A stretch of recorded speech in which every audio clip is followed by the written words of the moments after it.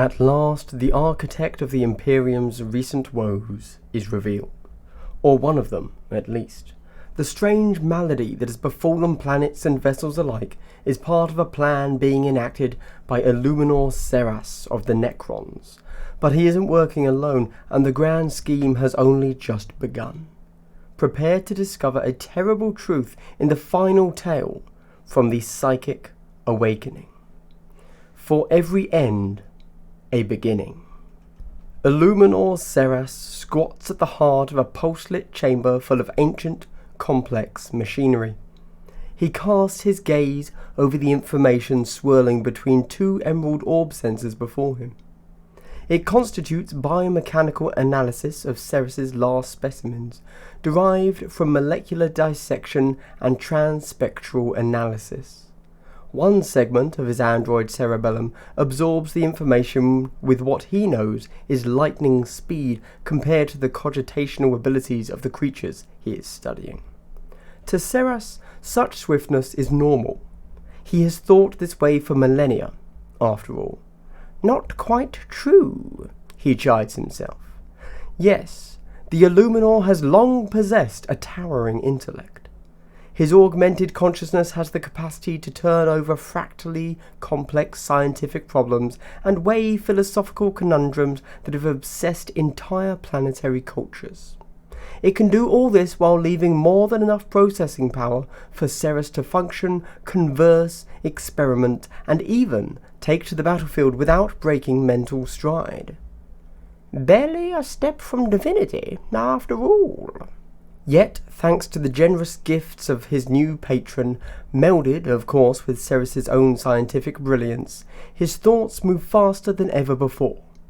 The Illuminor flexes his freshly augmented android limbs and stretches himself up to his full, newly towering height. Without the unique materials that his patron has provided, Seras would have struggled to progress with his self-improvement so swiftly. The risk of compromising his physical shell might have been acceptable, but the danger to integrated elements of his personality engram would have been unconscionable. Seras knows himself to be the most brilliant mind of his entire species. To needlessly endanger the most precious intellectual asset of the Necron race would, of course, be inexcusable. Yet now I am more, greater, he thinks as information streaks through his newly refurbished mental architecture. With such augmentations, he will be more able than ever before to pursue his studies. Surely, at last, comprehension of the very deepest secrets of life itself lies within Seras's grasp. That work must wait, however. The Illuminor has forged a pact with his new patron and must uphold his end of the bargain. In truth, the patron's goals are not so dissimilar to Seras's own. Furthering his ally's work must inevitably advance his also. Patron. Ally. Seras knows there are other terms of address for the being with whom he has struck his deal, terms that he should perhaps use. Yet, the Illuminor's arrogance is rooted deep within the labyrinthine architecture of his personality engram. He cannot bring himself to do so. Humility is as alien a notion to Seras as are biological imperatives such as sleeping or eating, concepts for which he has neither use nor capacity. Yet Seras also knows that he does not wish to delay his patron's plan, let alone risk failing him. I have a reputation to consider, the Illuminor tells himself, as though that is the only reason to honour his pact. Relegating his latest biomechanical calculations to tertiary cerebral partitions, the Illuminor sets his limbs in motion. Powerful, insectile body carries brilliant mind up a gravitational latticeway to a higher platform. Here, a dome-like alcove is recessed into the chamber's wall. The space's physical constraints are cramped, but dimensional regulators adjust its spatial reality to accommodate the sprawling computational arrays and multi-dimensional lenses of Seras's planar observatory. The Illuminor shoos away several diligent cryptek constructs with a mental imperative. He settles himself before the primary dimensional focusing aperture and attunes himself to its information flow. The data layers itself into Ceres's perceptions bit by bit. It expands his consciousness by degrees, furnishing him with an exploded spatial viewpoint. The process would burn out the mind of even the most advanced biological specimen. Even the most talented crypteks of his own race would be forced to wrestle with the sheer scope and scale of what Ceres sees. He is no simple cryptek. The very notion! The thought crackles through some small, affronted segment of the Illuminor's consciousness. Yet, even Ceres has little computational power to spare for such personality-driven feedback, not while examining the dimensional aperture. Laid across the architecture of Ceres's incalculably powerful mind is a sizable swath of the galaxy. He perceives not only the material plane upon which his people exist, but also the energistic infinity that lies beyond it and to which all sentient biological beings are tethered. Ceres even observes the silken skeins of the Old One's webway, stretched and tattered as they are. He does not see detail. The Illuminor is not yet a true deity, after all. Still, he receives impressions, hues, subtle spectra and data aurora that reveal precious information. The Illuminor suspects that any other sentient race in the galaxy would burn worlds for such wisdom. Ceres sees the empiric cascade as it rages across the heart of the galactic sprawl. Advanced empirio-predictive modelling suggests constantly fluctuating probability patterns, positing likelihoods of which warp storms may wax and which may wane. Ceres reads fluctuations hinting at new channels preparing to open, at existing routes that may suddenly and violently close. All of this is frustratingly theoretical, of course. The very inconstancy of the energistic infinity is anathema to the coldly logical analysis of the Necron engines. For every probability there is a counter-conclusion, a contra-model overlaying the more likely predictions with fractal modulations. The information is far from useless, but it is deeply unstable and thus, to Ceres's mind, untrustworthy. The only constants are the slowly expanding zones of empiric outflow and immaterial radiation spreading ever further outward to permeate the matter of real space. An infinitesimally complex overlay of shimmering lights reveals to Ceres that psychic mutation runs ever more rampant through the malleable biological forms of many lesser races, humanity foremost amongst them. Still, they reach out from aeons lost to dust, thinks Ceres. Still, their refusal to accept defeat imperils us all. Just as Orican foresaw. The Illuminor is above such base emotional responses as jealousy or bitterness. Still, the mere thought of the diviner is enough to disrupt his synaptic equilibrium. The information vista in his mind fractures. It unravels and is lost. Ceres steps back, perturbed, though whether at himself, or the thought of Orican, or indeed at the wider galactic situation, he cannot say. Nor does it matter. He has learned what he needed to from the latest glimpse through the planar observatory. There is no alternative to his patron schemes that Ceres can see, nor any unforeseen factors that lie outside of the Illumina's own tolerance models. It is time that he attended to the contra-empiric matrix. Down his body carries him, through chambers and shimmering particle translocators. He clatters through vivisectora where specimens scream and writhe within the grasp of molecular disassemblers. They emit piteous moans as their hides are flayed away, their limbs and nervous systems splayed carefully and meticulously sampled by cryptek chirurgia. Here, a head lives on, sustained for a time without its body. There, a skeletal structure twitches as the nerves still threaded across it contract with impossible levels of agony. Ceres's partitioned mind makes notes as he passes particularly promising dissection subjects. Orc form, promising musculature and adaptation. Old, so old and long familiar. Human form, again, inexplicable cerebral resistance to counter mutative measures. Intriguing. Hrad form, Vexing temporal entropy detrimental to disassembler armatures. Troublesome. At last, Serras steps through a dimensional ingress and emerges into the stellar repository. He pauses, permitting himself a moment to bask in the magnificence of what he has wrought. The repository is spherical, so vast a tomb ship could comfortably dock within. Its inner surface seethes with complex machineries, many of Serras's own design, that shimmer with energy and ripple with emerald glyphs. Figures move amongst them.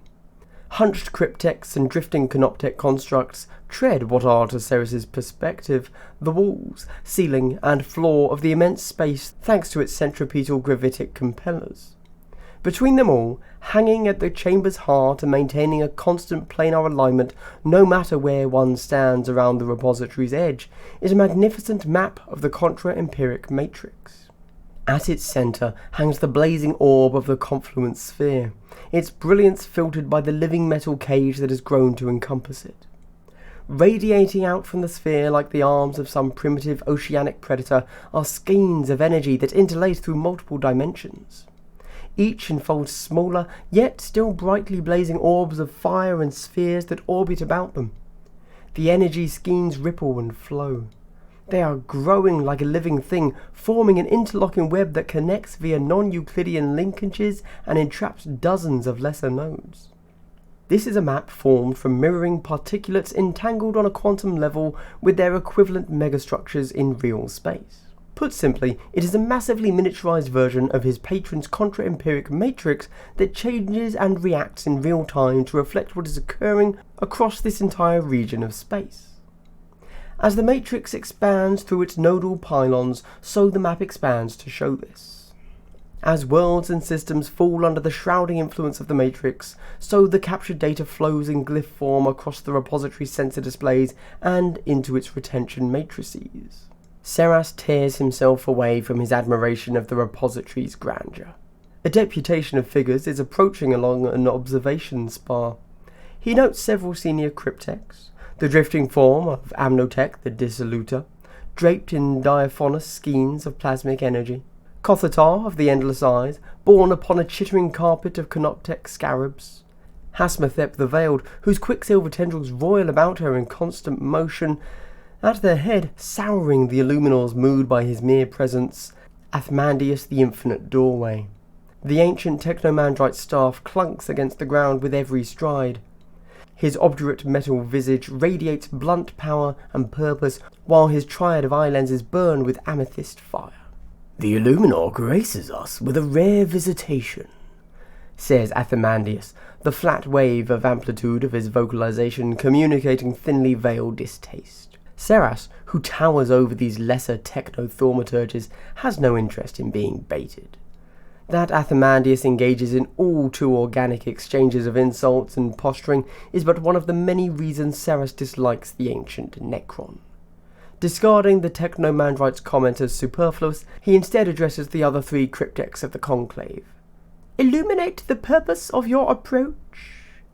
Hasmathep the Veiled offers a non-vocalized flurry of synchro-pulse information. "Visual confirmation of your presence. Query regards wishes of the patron. Supplementary informational report. Gesture of proper respect." Serras doubts greatly that Athmandius the Infinite Doorway intends any respect by troubling him in person like this. His suspicions are confirmed by the cryptek's next vocalization. "Your force progress at an excessive pace, Illuminor. The empiric dissonance triggered by the manifestation of the cascade chain through the energistic infinity is reducing. The rapid expansion of our contra-empiric matrix leads to ever greater degrees of disruption amongst the lesser races along its borders. This effort should have been so gradual as to be imperceptible to the short-lived vermin. Instead, you choose haste, and in so doing, surely alert them to our efforts. Ever cautious, ever conservative, thinks Serras, peering down at the blunt-skulled technomandrite and wondering whether his mind would yield anything useful under vivisection.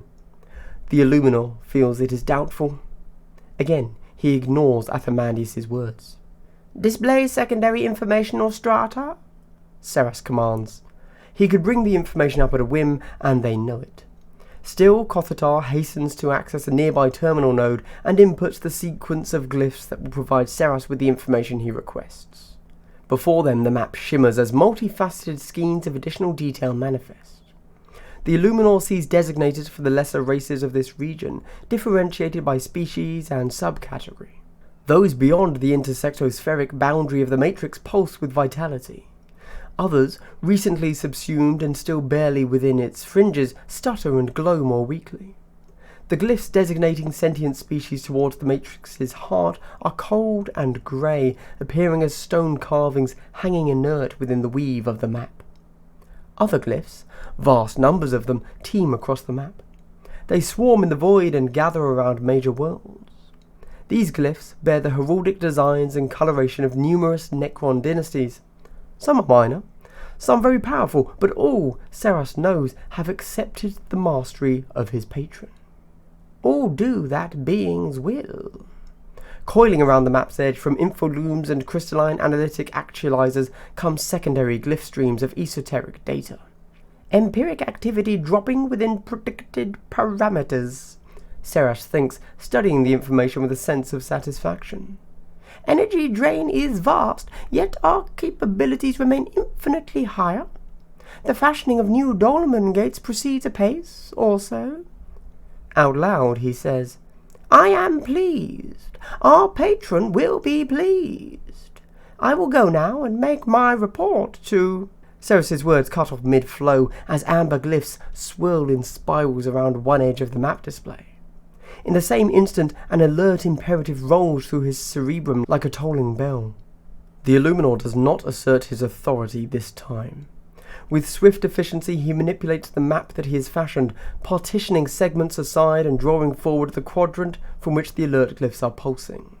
There, he thinks, something new. Sure enough, a fresh collection of glyphs can be observed amongst the confusion of life signifiers and prospective nodal worlds beyond the boundary. Seras's single eye lens flicks back and forth rapidly. He tracks blossoming empiric signatures that herald further glyphs that join the gathering swarm. Human form, prodigious miniaturistic disposition, he says aloud. Athmandius' stave cracks hard against the floor of the observation spar. Thus I am rendered prophetic, one whose gaze pierces the veil of causality itself, he says, quoting one of Orican the Diviner's more famous boasts. He must know this will irritate Seras. Would that my words were not so immediately and fortuitously proven correct. How then shall our patron react to this unfortunate development, do you think? At last Seras deigns to turn his gaze upon the old technomandrite and entangle in dataspheric communion. Athamandius' posture stiffens and his shoulders hunch. The fire in his eyes gutters, becomes wary. In this moment, Seras permits Athamandius to experience his own reactions. The Illuminor shares his excitement, his anticipation, and his sense of mounting triumph, and the sensations cow the technomandrite, for they are not what he expects. Proceed upon the projected course, Seras vocalizes. Know that this is precisely as both myself and the patron intend. The next phase of testing for the contra-empiric matrix will now commence. With that, Seras turns his back upon his inferiors and makes for a nearby translocation gate. He has a great deal to attend to before the Imperial interlopers cross the intersectospheric boundary. He wishes to be in position to observe the effects of his matrix uninterrupted when they do so.